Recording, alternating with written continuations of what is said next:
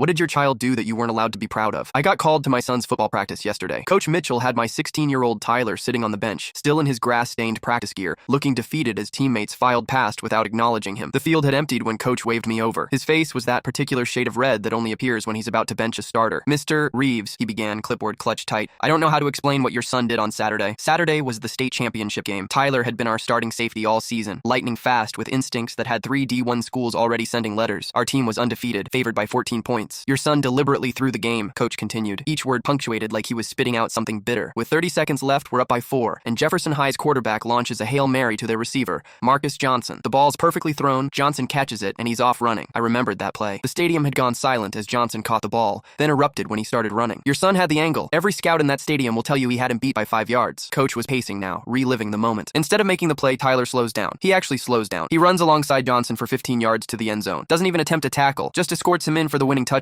I glanced at Tyler, who finally looked up, not at Coach, but at me. His eyes weren't apologetic, they were certain. We lost by 3 points. A state championship, gone. College recruiters watching, gone. The perfect season, gone. Coach tossed his clipboard onto the bench. "I've suspended him from the team. The other parents want him off completely." Once Coach left, I sat beside Tyler. "Want to tell me what happened?" He was quiet for a moment before speaking. "Remember that cancer fundraiser we went to last spring? For kids at Children's Hospital?" I did. Tyler had insisted we attend after one of his classmates was diagnosed with leukemia. Marcus Johnson was there. His dad had stage 4 pancreatic cancer. Tyler looked up at the darkening sky. "We talked for a while. His dad was their team's assistant coach, former NFL practice squad guy. Football was their thing. His dad died last Wednesday, 3 days before the championship." Tyler's voice caught. "Marcus told me at warm-ups. Said his dad made him promise he'd play. Said his dad's last words were that he wanted to see him score a touchdown from heaven." Something tightened in my chest. "When I saw him catch that ball, Dad, I just knew. I could have tackled him. I was faster." Tyler finally looked at me directly. "But I remembered what it felt like when Mom died. How nothing mattered for a long time. 4 years ago, cancer had taken his mother from us too. So you let him score," I said quietly. Tyler nodded. "I didn't plan it. When I saw him running with that ball, holding it up like that, I just couldn't take that moment from him. The weight of what he'd done hit me. He'd sacrificed everything. His team's championship, his reputation, possibly even his football future, for an opponent he barely knew. All because he understood grief in a way most adults never will. Coach says I betrayed the team. The guys won't even look at me." He picked at the tape on his wrist. "Maybe they're right. Maybe I should have made that tackle." As we walked to the car, Tyler's phone buzzed. He pulled it out, stared at the screen for a moment, then showed me the message. It was from Marcus Johnson. "My mom wanted me to thank you. Don't know why you did it, but that touchdown was for my dad. Meant everything." Attached was a photo of Marcus and his father from what looked like a hospital room, both smiling, arms around each other's shoulders. The father was wearing a Jefferson High cap, thin from treatment, but beaming with pride. On the drive home, Tyler asked, "Dad, did I mess up? Was it worth it?" I pulled over, turned to look him in the eyes and said, "Son, some people go their whole lives without doing something that matters. You're 16, and you already know what does." We stopped for milkshakes at Dairy Queen. I watched him finally smile after the longest day of his life. Some victories don't come with trophies.